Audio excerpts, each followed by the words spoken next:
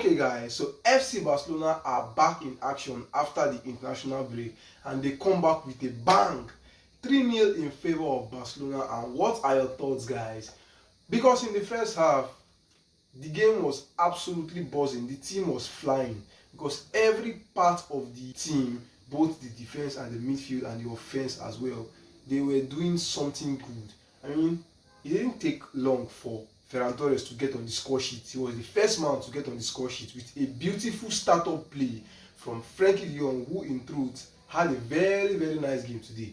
And Balde gave a brilliant pass. It was a nice cross to Ferran Torres, who converted the chance, and that made it about 8 goals this season in the league for Ferran Torres. And if you talk about Balde, he was on fire in this game. He was just having his fun. I mean, if you look at him in this game, you would see that he covered the entire left wing, both the left back and the left wing. He was unplayable. He was so good today. He was so good in this match. And moving forward, we saw brilliant flashes of Dani Olmo, but my problem with Dani Olmo in this game was that he gets injuries. He gets injured easily, and had it wasn't for this, I simply couldn't have started him because he just came back from the international break. Same thing with Yamal. I know some people are complaining that Yamal started, you could have given him some rest, but that is actually factual because Yamal just came back from the international break as well. Same with others. So I felt like this was the chance to give some players game time. But speaking of game time, after the first goal, there was this penalty. Dani Olmo was fouled in the box by the goalkeeper, and we had a chance to make it 2-0. But what happened? Dani Olmo missed, and surprisingly, the call was checked. In some cases, they might not even check it, but then the call was checked, and we saw Osasuna players encroaching.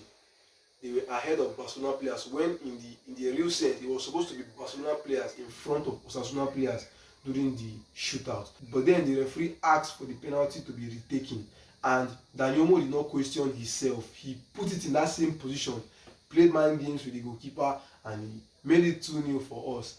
And that was a wonderful one. But minutes later, he went off with an injury, and these are the problems. Dani Olmo is a great player, but he gets injured a lot, and this injury might just be a muscle injury, probably maybe 1 week or 2 weeks, and he'll probably miss like 5 games at least, because in this period we have a long line of games: Atletico Madrid, the Champions League fixture, and some other important games. Anyway, the first half came to an end, and the highlight of the first half was that free kick that Ferran could have scored. That was a very good attempt. He hit the crossbar, but then I really hoped he could have scored the free kick to boost his confidence more. I mean, this guy he's doing well, he's taking responsibility, and he's growing. So long may that continue.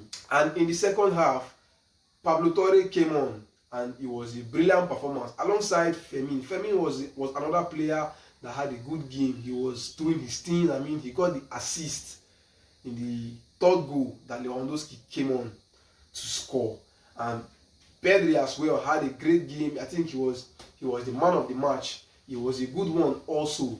And in the second half, things began to get interesting because the introduction of certain players, Frenkie de Jong came off, and then Gavi had to go back to support Pedri in the pivot. And it was a good combination because, let's not lie, Gavi had a good game today. I know some people would say otherwise, but Gavi had a good game.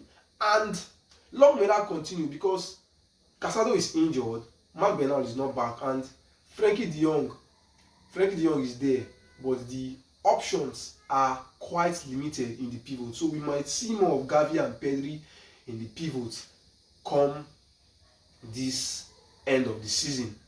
So guys, what are your thoughts on this game? The goal that Lewandowski scored, it seemed like he needed to score that goal. 23 goals for Lewandowski, was well assisted by Fermin, and it was a brilliant play, a brilliant startup play from Pablo Torre, who dinked that ball over the Osasuna players, and he landed on the feet of Fermin, who brilliantly executed a wonderful assist to Lewandowski, who gave a wonderful header to make it 23 goals. I think that's 3 goals ahead of second placed Kylian Mbappe. The game has come to an end, and I know some people were scared before this game started. That was like, we were not going to get a result because it was way too soon after the international break. But then, hey, we come out victorious, and that's a good one. 3 points ahead of second place Real Madrid. What are your thoughts on this game? What do you guys think would have happened differently? Who were your standout performers? For me, I would say number one for me was Balde. Although Pedri got the man of the match, but Balde was my top performer today alongside Pedri and Pablo Torre. What do you guys make of this game? What are your thoughts? Please guys, do let me know what your thoughts are, and let's talk. Cheers.